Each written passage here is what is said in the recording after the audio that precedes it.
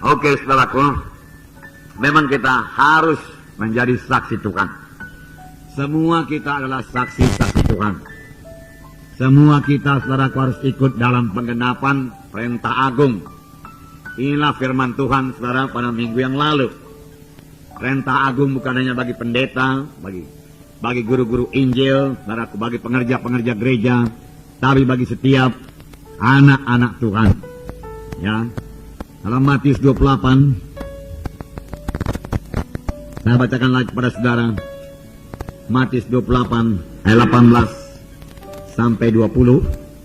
Yesus mendekati mereka dan berkata, "Kepadaku telah diberikan segala kuasa di sorga dan di bumi. Karena itu pergilah, jadikanlah semua bangsa muridku, dan baptislah mereka dalam nama Bapa dan Anak dan Roh Kudus. Dan ajarlah mereka melakukan segala sesuatu yang telah berikan." Tuhan berkata, "Dan aku hanya memakai engkau anak-anakku," Tuhan berkata, saudaraku. Nah, jadi ini bagi semua orang, saudaraku, keselamatan telah disediakan Tuhan. Yohanes 3:16 sudah genap, saudaraku.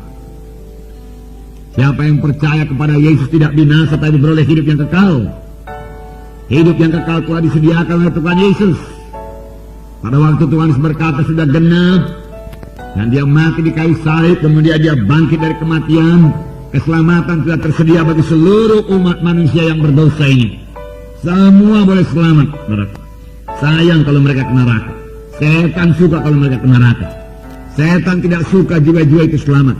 Itu sebab setan tidak suka kebaktian kebangunan rohani, di mana firman Tuhan yang benar ditaburkan, di mana kuasa Tuhan dinyatakan, yang akan membawa jiwa-jiwa datang kepada Tuhan Yesus dan menerima sebagai Tuhan dan Juru Selamatnya. Itulah satu kebaktian yang paling tidak disukai oleh setan. Karena banyak jiwa-jiwa akan selamatkan, berarti terlepas daripada cengkeraman setan, berarti terlepas daripada maut, daripada hukuman yang kekal, dan boleh hidup yang kekal. Itu yang paling tidak disukai setan. Itu sebabnya pada kebaktian-kebaktian Natal selalu saya katakan, kita bukan hanya merayakan sebagaimana kebiasaan orang-orang Kristen padaku, tetapi kita mengalami berkat Natal. Amin, saudara. Saya yakin dalam semua Natal kita, saudaraku, jiwa-jiwa pulang bersama-sama dengan Yesus. Berarti mereka selamat, saudaraku. Berarti dalam bulan Desember ini, saudaraku, saya pikir kebaktian Natal penginjilan, saudaraku, sekitar 130 lebih, saudaraku. Ditambah lagi nanti kebaktian Natal umum 130, saudaraku. Saudara, yang berarti 250 kali kebaktian lebih, di mana tetap diadakan altar call dan jiwa-jiwa selamat, saudara. Itu, saudaraku, merusakkan pekerjaan setan betul-betul. Itulah yang tidak disukai oleh setan, saudara, tetapi disukai oleh Roh Kudus. Ya. Saya percaya Tuhan Yesus bersukacita melihat jiwa-jiwa selamat. Malaikat-malaikat pun bersukacita. Dan itu menghilangkan semua kecapean kita, kelelahan kita. Saudara, kami sampai di Pekanbaru, saudaraku, dan langsung menuju hotel saudaraku yang sudah kami lihat beberapa bulan yang lalu, sudah di hotel yang paling murah, saudara. Ya. Tetapi kemudian kamarnya sudah penuh. Dan kami berpikir bahwa pilih kemana lagi. Hari sudah jam 4, jam 6 sudah kebaktian. Demikian, saudaraku. Jadi coba cari-cari sekatakan. Kemudian manajernya hadir di situ dan dia berkata, memang ada Pak satu kamar, tetapi kami nggak sampai nanti memberikannya kepada Bapak. Kenapa? Saya katakan, ya TV-nya nggak ada, saya katakan, di kamar itu. Kami nggak perlu pakai TV, kami perlu berdoa, saya katakan. Teleponnya pun tak ada, Pak, dia katakan. Oh, nggak apa-apa, saya bawa telepon dari Medan. Ya, tempat tidurnya kecil, Pak, dia katakan. Nggak apa-apa, kami sebentar aja tidur, dia katakan, kami nggak tahu. Jadi bisa itu, Pak. Bisa, saya katakan. Bisa. Ada yang panasnya tinggi. Satu ada, satu bang, dia katakan. Satu lagi mesti dibetul di kamarnya, dia katakan. Jadi Bapak sabar dulu lah, dalam 1 jam. Dan dibetulkan dulu kamarnya. Karena kamar itu baru dipakai tempat sholat, dia katakan. Oke lah, saya katakan, saya betulkan tempatnya. Saya bisa istirahat, saya katakan. Saudaraku, yang harganya paling murah, saudaraku, biayanya, saudaraku, itu dilakukan, saudaraku. Dan kami menikmatinya, saudaraku. Walaupun tanpa pemandangan, nggak personal, semua, saudaraku. Ya, kadang-kadang Tuhan berikan hotel mewah, saudaraku. Pada waktu dahulu kain saudaraku, yang kami bahkan diberikan hotel yang mewah betul-betul, saudara, baru, ya, pakai karpet, pakai aircon, pakai TV, semua, saudara. Tapi saya percaya kita harus bertanggung jawab memakai uang Tuhan. Amin, saudara. Ya.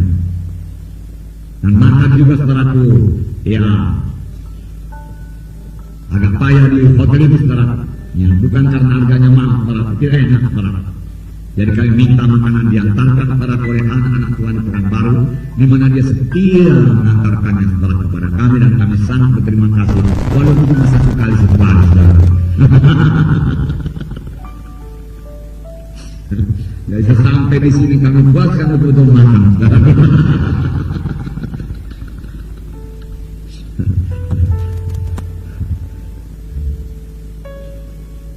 Kami yang paling membuat kalian bersuka cita. Tidak persoalan soal makan, tidak persoalan soal semua. Kalau kasih Tuhan menyala-nyala dalam hati kita, amin. Saya melihat jiwa-jiwa di Pekanbaru pasti mendengarkan Injil Tuhan. Mereka pasti diselamatkan. Kuasa Tuhan pasti terjadi. Lalu mereka mengenal Yesus sebagai Tuhan dan Juru Selamatnya. Dan saya akan panggil yang masuk gereja yang hidup. Nasib mereka berubah sungguh-sungguh. Itu yang dalam hati saya, saudara. Dan tidak ada persoalan yang lain, saudara. Nah, puji Tuhan. Dan memang Tuhan mengenapi janjinya, meneguhkan firman-Nya dengan kuasa dan tanda ajaib, saudaraku. Saya bersuka cita memberitakan firman Tuhan kepada mereka. Mereka sudah mengenal yang hidup, bahkan, saudaraku, semalam mereka telah mengadakan bangsa air pada sore hari. Itu sebabnya saudara kita pada petang belum sampai di Medan. Dan saya mendengar kabar kali ini bahwasanya ada 35 orang yang dibaptiskan, saudara. Saudara, 35 orang buat sidang yang jumlahnya 150 cukup banyak, saudara. Amin, saudara. Dan ada 3 keluarga kalau saya tidak salah yang dibaptiskan berasal daripada KPR tersebut. Mungkin lebih pada hari baptisan itu, saudara. Begitu mereka rindu akan Tuhan, kanker disembuhkan Tuhan, stres disembuhkan Tuhan. Ada yang langsung dijawab Tuhan. Ya, saya pikir firman Tuhan yang paling berkuasa. Oleh sebab itu saya bersemangat memberikan firman Tuhan. Tahu-tahu ada 3 orang bersaksi dengan sukacita, dan dia katakan, saya sembuh pada waktu saya memasuki ruangan, dia katakan. Belum mendengarkan firman Tuhan. Rupanya memang betul, di mana ada Roh Kudus, di situ ada kebebasan. Ya. Dia tidak tahu menceritakannya bagaimana jamaah Tuhan, saudaraku. Dia mencerita ada lucu kedengarannya. Kudus saya merinding, dia katakan. Ya, tidak tahu itu jamaah Tuhan. Dan saya sembuh, dia katakan, saya sembuh. Ada yang sesak nafas, yang masuk ruangan, lepas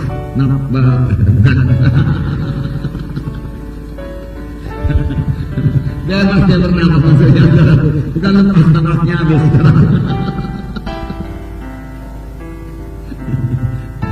Ada yang stres, tiba-tiba dia masuk ruangan, nanti saya suka cinta, dia katakan, dan dia senyum.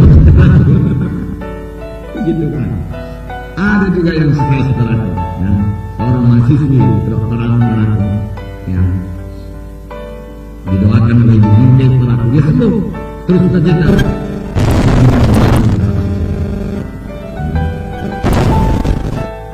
Karena ya tidak biasa barangkali di gerejanya, saudara, bersaksi demikian, dan dia malu tentunya mengakui dia stres. Dari dahulu stres, padahal dia dokter dan lain sebagainya, saudara. Ya, dia malunya sekali, banyak sekali yang sembuh. Lalu jam 10, saudara, kami tutup kebaktian pada malam yang kedua kami bersuka cita. Saudara, anak-anak Tuhan di sana pun bersuka cita, rombongan Medan pun bersuka cita. Ada rombongan Medan, saudara, yang dari Jambi tidak pulang langsung ke Medan, tapi dia langsung ke Pekanbaru. Puji Tuhan. Nah, saudara, banyak lagi kota-kota demikian yang perlu diinjil. Rupanya banyak sekali orang-orang ke gereja, saudaraku, tidak selamat, yang belum tahu. Tidak tahu apakah dia sudah selamat atau belum. Saudara, masih kaku sekali, saudaraku, payah mengangkat tangan, payah berdiri. Saya pikir di rumah berdiri dia selamat. Atau kalau di gereja dia berdiri utama lagi dia. Nah, bertepuk, saudaraku, yang gampang yang bertepuk. Saya pikir kalau dia nonton permainan sepak bola saudaraku dan klubnya menang, pastilah dia bertepuk saudara. Tapi di gereja dia aja bertepuk berat karena dia bukan kayak ketipuan setan. Tapi Injil Tuhan membahkan mereka. Injil adalah kuasa Tuhan yang menyelamatkan. Dan ini sudah tersedia saudara. Jiwa-jiwa bisa selamat saudara. Tetapi seperti firman Tuhan yang dia harus lihat, bagaimanakah mereka berseru kepada Tuhan kalau mereka belum percaya. Barang siapa yang menyeru nama Tuhan akan selamatkan. Bagaimana mereka menyeru? Dalam kebaktian kakak kita ajak mereka altar call, lalu mereka berseru kepada Tuhan dan mereka selamat. Bagaimana mereka berseru kalau mereka belum percaya? Bagaimana mereka percaya kalau mereka belum mendengar? Bagaimana mereka mendengar kalau mereka tidak ada yang memberitakan? Bagaimana mereka mendengar kalau tidak ada yang memberitakan? Bagaimana mereka memberitakan kalau tidak ada? Saudaraku, sebenarnya kita ini semua sudah diutus Tuhan. Amin. Pada waktu Tuhan berkata, engkaulah saksi-saksiku, Tuhan sudah mengutus kita. Pada waktu Tuhan berkata, segala kuasa di surga dan di bumi ada padaku. Sebab itu pergilah, Tuhan sudah mengutus kita untuk pergi. Marilah bergerak. Saudaraku, nikmatilah penginjilan.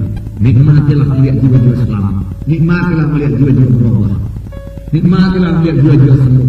Nara berkata, saya tidak dapat mengadakan KKR, paling tidak kita bisa meletakkan tangan seorang sakit lalu orang itu sembuh. Amin saudaraku. Setelah itu tanda orang percaya. Dan kita semua kita berani meletakkan tangan seorang sakit lalu orang itu sembuh. Kita harus bertindak meletakkan tangan. Kita bertindak meletakkan tangan. Nah, seorang sakit. Kita harus berani mengusir setan, setan penyakit dalam nama Yesus. Setan pembunuh kita usirkan dalam nama Yesus. Nah, kalau kita sudah berani dalam mengusirkan setan dalam nama Yesus, meletakkan tangan ke seorang sakit, lalu orang kita sembuh. Berapa pula kita tidak berani terhadap mengabarkan Injil, bicara tentang Yesus. Marilah beraku, bicara beraku. Tapi pada akhir zaman ini, di mana setan sudah banyak bicara, di mana setan bersama-sama merusak dunia. Setan sudah meningkatkan kegiatannya. Saya katakanlah kepada saudara, kita tidak membunuh setan, tapi ini membuat kita bergerak lebih cepat lagi. Amin saudara. Saudaraku, banyak dosa-dosa yang sekarang ini saya dengar. Pada waktu saya pemuda belum pernah saya dengar, nggak ngerti pun saya. Tetapi sekarang sudah jadi saudara. Ya. Kenapa? Karena pekerjaan setan. Pekerjaan setan merusak manusia. Karena firman Tuhan berkata, ada setan datang yang untuk mencuri, untuk membinasakan. Kejam sekali saudara. Yang merusak manusia ini. Baik melalui penyakit, saudaraku, baik melalui perkelahian, saudaraku, baik melalui tipu daya, saudaraku. Satu keluarga pada malam yang kedua bersaksi, saudaraku. Dia pindah ke Pekanbaru, bersama bisnisnya tidak begitu berhasil, maka si istri tinggal di Siantar Pekanbaru, Jakarta, atau Tanah Karo, menjadi Siantar Pekanbaru, dan dia di Pekanbaru. Baru banyak para isu-isu, para gosip-gosip mengenai istrinya, dan istrinya mendengar banyak gosip-gosip mengenai suaminya, hubungan mereka menjadi tegang. Dan suami sudah dekat kepada stres frustrasi, tapi dia kemudian ingin kasihan satu orang yang hubungan dari gereja kita, dan dia cari yang lakukan tersebut. Doakan saya dikatakan Tuhan yang membawa ke gereja kita, saudaraku, dan dia selamatkan, lalu dia panggil istrinya, dan mengatakan semua umat harus sebagai Tuhan dan Juru Selamat. Hilanglah semua kecurigaan, hilang semua gosip-gosip itu. Mereka taruh maksud saya atas semua lain. Mereka berkata, tiap kali kami berdoa kami bisa bersekutu kepada Tuhan dan kami bisa berdoa 1 jam. Tapi yang paling indah yaitu waktu kami menyanyi, dikatakan kami rasakan sorga turun yang belum pernah kami rasakan sebelumnya. Lalu mereka menyanyi, mereka menyanyi, keluarga mereka menyanyi dan bersemi. Nah, cara yang kurang lupa yaitu penyanyi kita dari Wildan. Mereka juga membantu menyanyi. Bagus sekali nikmati mereka. Tuhan memberkati mereka. Tapi rupanya suaranya Tuhan lebih cantik, Tuhan lebih bagus daripada penyanyi kita, saudara. Betul-betul surga Tuhan, saudara. Sehingga penyanyi kita mundur ke belakang satu persatu, saudara.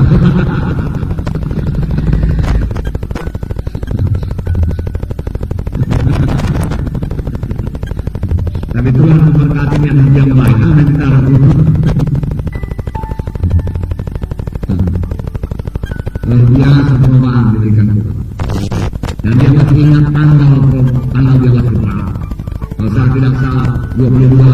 September.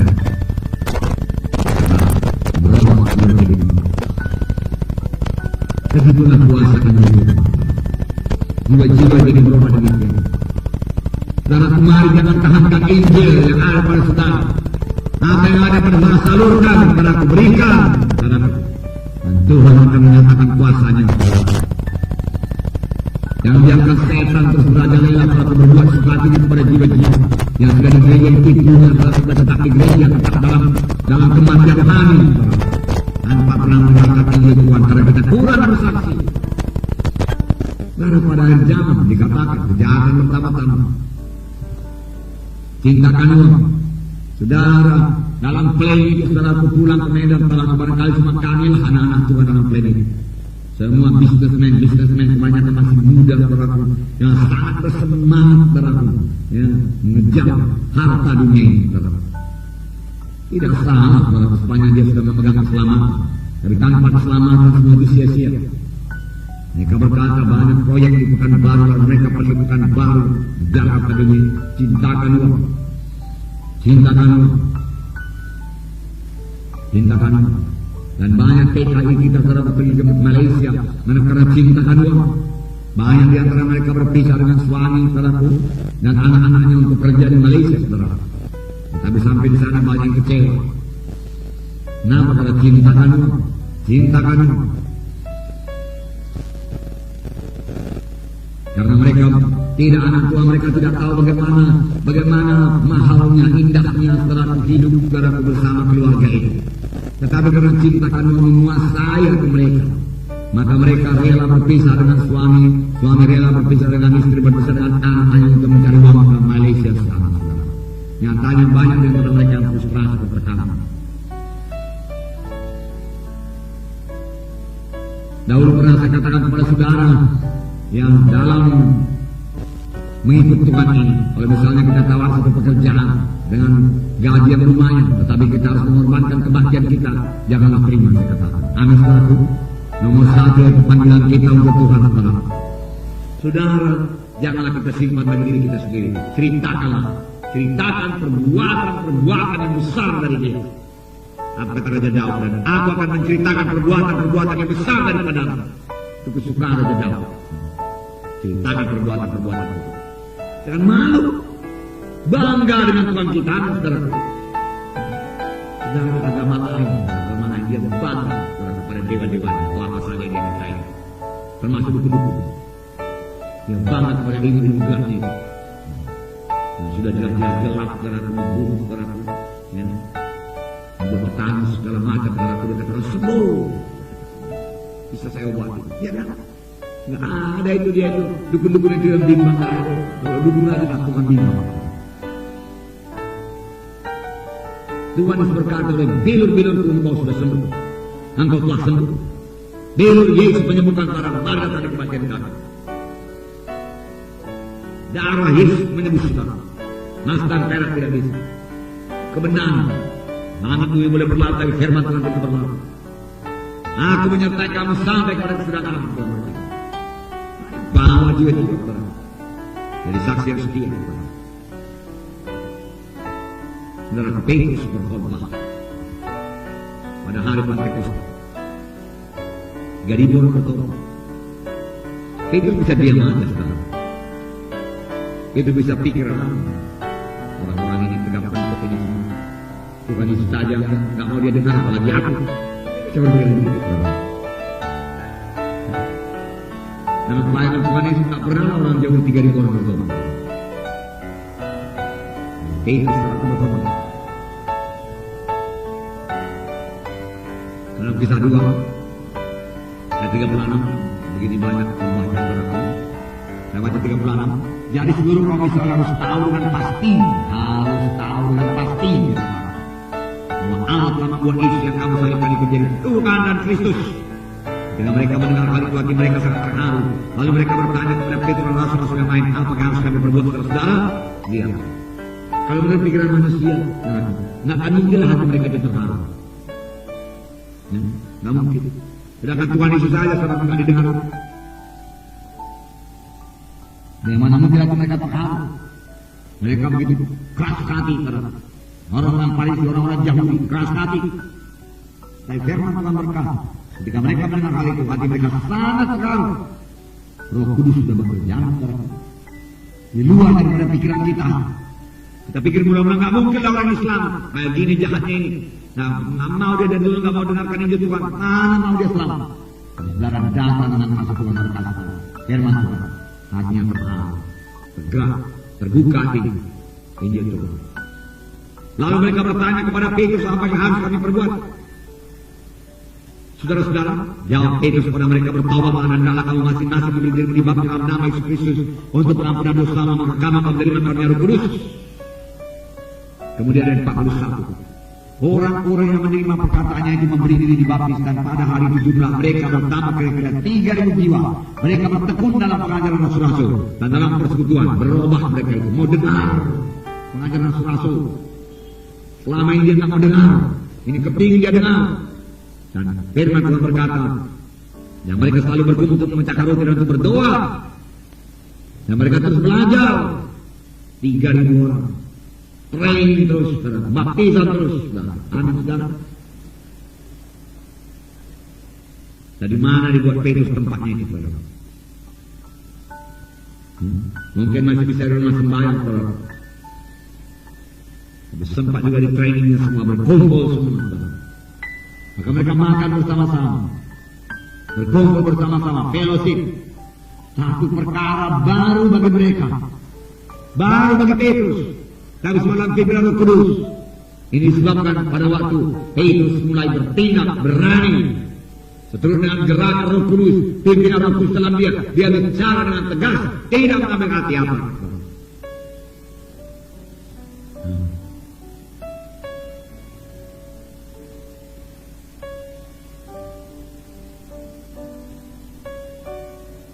Filipus bersaksi kepada sida-sida, saudara, dan sida-sida berubah.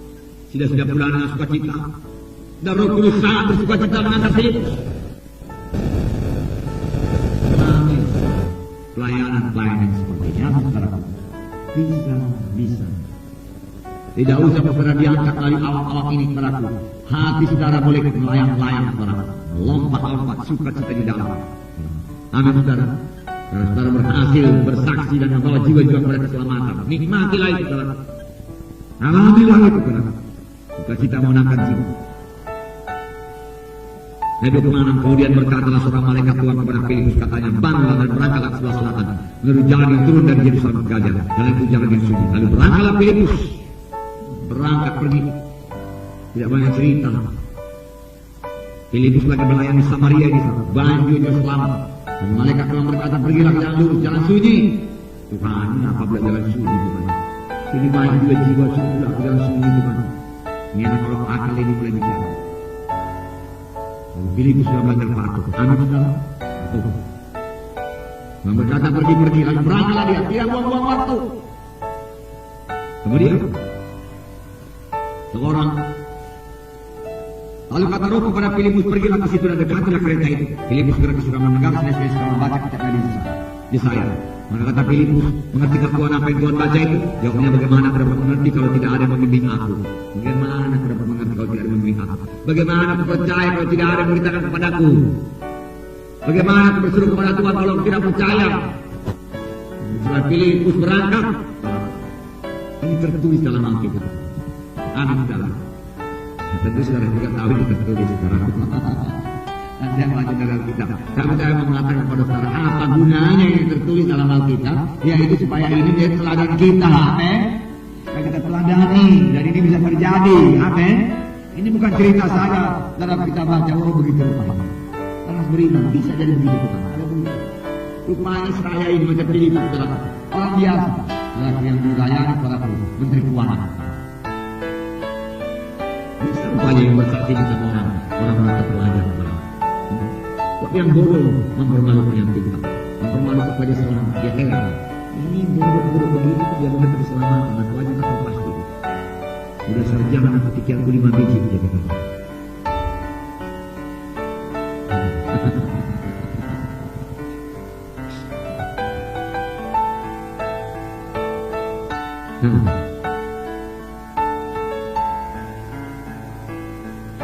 35, maka mulailah Filipus berbicara dan bertolak dari nasi yang memberitakan Injil Yesus kepadanya. Injil itu berkuasa. Lalu tiba-tiba dia berkata, mereka melanjutkan perjalanan mereka dan tiba-tiba di suatu tempat yang ada air. Lalu kata sida-sida itu, lihat di situ ada air. Apakah halangannya jika aku dibaptis? Boleh kalau kau percaya, Filipus berkata. Kedua yang turun dalam air, betapa berhasil pelayanannya. Bisakah itu terjadi? Bisa. Amin, saudaraku. Lalu saudaraku, dan setelah mereka keluar dari ayat 39, roh Tuhan tiba-tiba melarikan Filipus dan sida-sida itu tidak melihatnya lagi. Ia meneruskan perjalanan dengan sukacita. Ayat 40, tetapi ternyata Filipus ada di Asdod. Ia berjalan melalui daerah itu dan memberitakan Injil di semua kota sampai ia tiba di Kaisarea. Terus juga bicara, terus juga menginjil orang.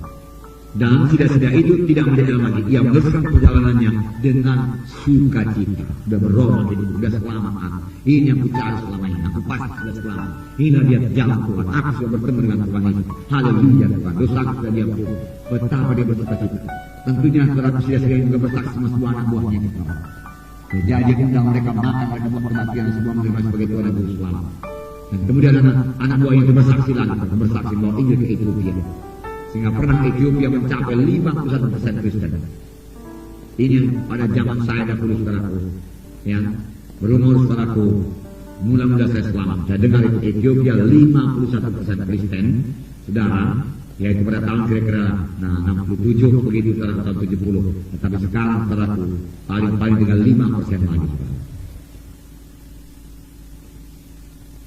Betapa kita harus bergerak. Amin saudara. Kuasa ada pada kita. Mari bergerak. Mari bergerak. Tuhan mau memberkati Indonesia ini. Saya katakan demikian kepada saudara. Tuhan cinta kepada Indonesia ini. Jangan terlambat. Jangan terlambat. Sekarang waktunya. Bergerak. Kabarkan ini Tuhan. Bawa mereka kepada keselamatan. Bawa mereka kepada masuk sekolah. Itulah kita beri dari alat Tuhan. Telah hari malam, seorang pun tidak bisa bekerja lagi. Sangat terbuka. Jambi saudaraku terbuka kepada Bengkulu dan mendengar tinggi Tuhan. Bahkan Bali saudara mendengar tinggi Tuhan. Bahkan di Malaysia sangat saudaraku dan banyak orang Indonesia mendengarkan Injil Tuhan. Dan sekarang ini saudaraku anak-anak Tuhan liburan saudaraku ke Pinang saudaraku dan saudara mereka ikut melayani mereka di sana. Dan mereka sangat bersuka-cita melayani saudaraku orang-orang Indonesia di sana. Sudah lama mereka tidak melayani. Dan tidak ada juga Islam di Thailand. Dan mereka sangat bersuka-cita saudaraku. Mereka bisa sampai ke Pinang dan melayani orang-orang Indonesia sendiri. Dan mereka meneruskan pelayanannya ke Kuala Lumpur. Itu pekerjaan.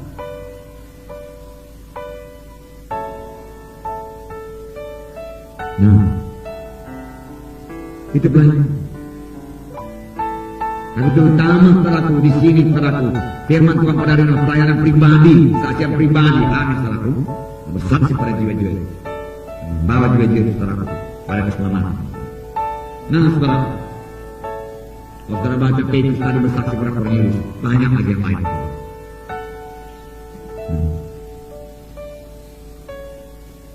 Jangan biarkan apapun menghalangi saudara menjadi saksi yang setia. Boleh jadi itu kebodohan dan perintah agung. Banyak gereja tidak mengerti perintah agung. Banyak anak Tuhan tidak mengerti perintah agung itu adalah untuk dia. Dia yang diutus Tuhan. Dia nggak tahu. Dia pikir aku sudah selamat, aku sudah sembuh, aku sudah diberkati Tuhan. Haleluya, aku memberikan korban kepada Tuhan, korban untuk Natal, korban untuk pembangunan, korban untuk persepuluhan. Cukup lagi Tuhan. Tidak cukup saudara. Kalau persepuluhan memang harus diberikan kepada Tuhan. Amin saudara. Karena kalau tidak berikan persepuluhan kita mencuri uang Tuhan. Berikan persepuluhan. Tuhan bilang kamu harus berbuah lebat. Kamu harus memberi buah. Bahkan kalau Yohanes Pembaptis ke atas sudah sedia diangkat pohon kayu, pohon yang tidak berbuah ditebang dan dibuang dalam api.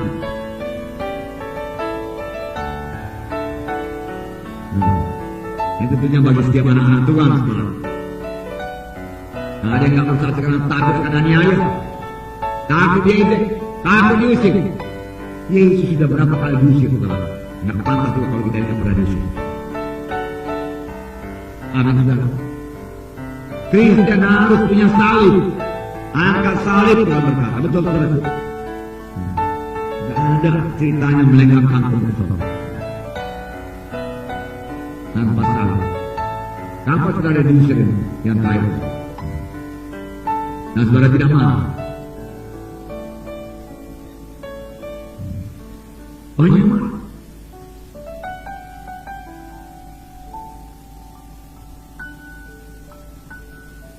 Nah, ada yang merasa dia tidak mampu, tidak sanggup, tidak berani menjadi benar. Lalu tidak bersaksi. Ada yang malas, lebih enak dulu, sudah selamat, malah yang dulu berdoa, sebar. Saya katakan kepada saudara, tidak lama bertahan, ada jadi setahun 2 tahun. Tiap hari tata sudah melayani juga bosan. Amin, saudara. Melayani itu meninggalkan. Ada mementingkan diri sendiri, tidak peduli orang lain. Untuk kehendak daging.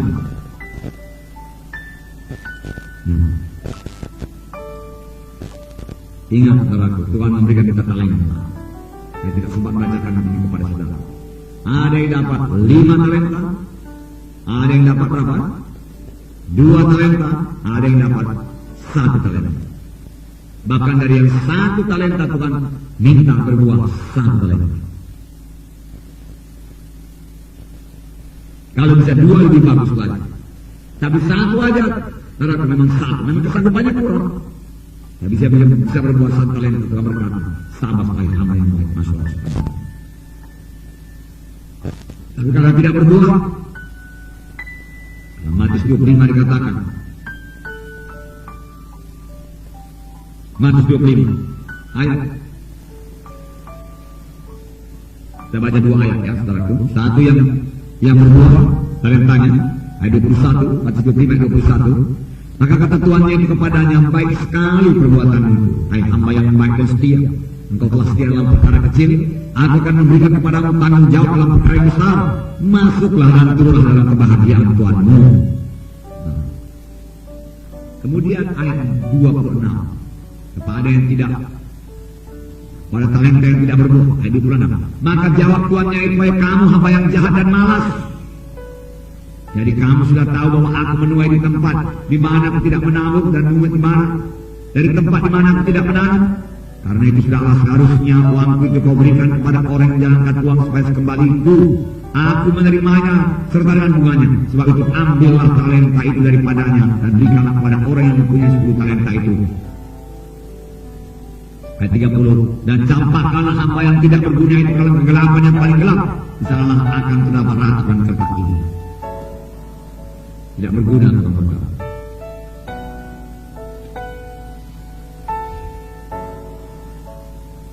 Saudaraku, mari kita lebih menyadari lagi mengapa Tuhan sampai berkata begini keras, saudara. Ya, hamba yang tidak berguna, Tuhan berkata. Karena memang hamba itu kita ini selamatkan Tuhan, kasih Tuhan untuk berbuah lebat, untuk membawa jiwa-jiwa pada keselamatan. Anak saudara, Tuhan berikan keselamatan kepada kita, Tuhan berikan kekuatan kepada kita, Tuhan berikan berkat kepada kita supaya kita bisa membawa jiwa-jiwa kepada Tuhan. Amin. Lalu itulah dia perkara yang tidak kita laksanakan. Lalu Tuhan berkata, oh hamba yang tidak berguna, engkau sudah kuselamatkan, engkau sudah kuberkati, engkau sudah kusembuhkan, doamu sudah kudengarkan, keluargamu sudah kuberkati, tapi engkau tidak bersaksi, tidak membawa jiwa-jiwa kepadaku. Maka oh hamba yang tidak berguna, campakkan keluar. Bersekutu dengan Roh Kudus, saudara. Berdoa sampai kasih yang mudah-mudah mengalir kembali dalam hati saudara. Semangat Roh Kudus menyala-nyala saudara, dan usirkan semua ketakutan daripada kita, karena Tuhan tidak memberikan kepada kita roh penakut, Petrus telah mendengar Roh Kudus firman Tuhan berkata, setelah mereka melihat keberanian Petrus dan Yohanes, mereka tahu bahwasanya mereka adalah murid-murid Yesus. Keberanian.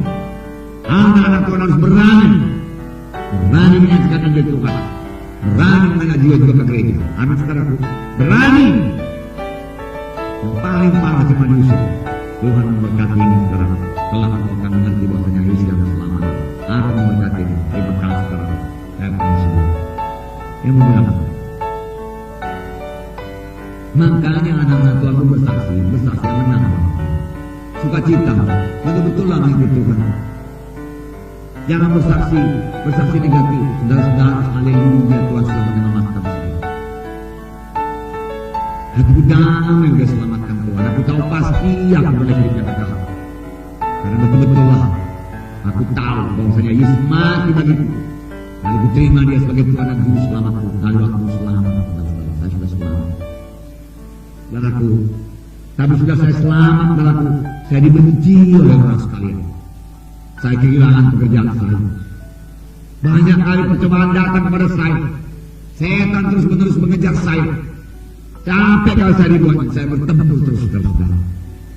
Itulah kesaksian yang tidak betul. Paham, saudara? Ada yang salah dengan orang bersaksi demikian. Siapa yang mau selamat kalau begitu, saudara? Semua teman saya tidak mau lagi berteman sama saya, dikatakan. Padahal firman Tuhan berkata, sidang pertama disukai oleh semua orang. Disukai oleh semua.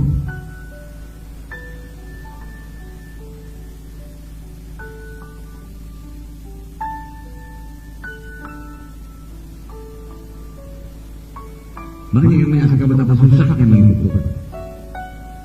Pada Tuhan beri, Tuhan katakan, aku menangkap segala keberatannya. Marilah kamu sekali lagi memberat akan memberi sentuh siapa padamu.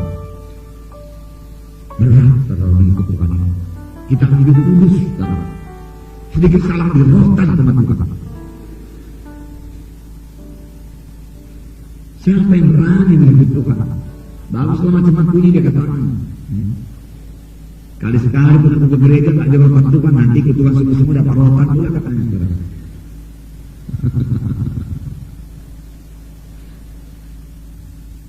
Padahal orang Kristen yang bersaksi itu menunjukkan bagaimana sucinya dia, saudara.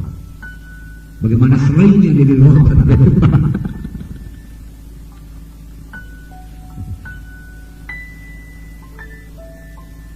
Saudaraku, Tuhan baik, saudara. Saudara tidak berdoa pun tidak ada rotan Tuhan. Saudara tidak berdoa pun tidak ada rotan Tuhan. Hanya saudara tidak berhasil pada hari itu, saudara. Apa saudara pegang tak jadi, saudara. Dan hanya tidak jadi, maka saudara berat sendiri, saudara. Tuhan tidak akan merotan Tuhan.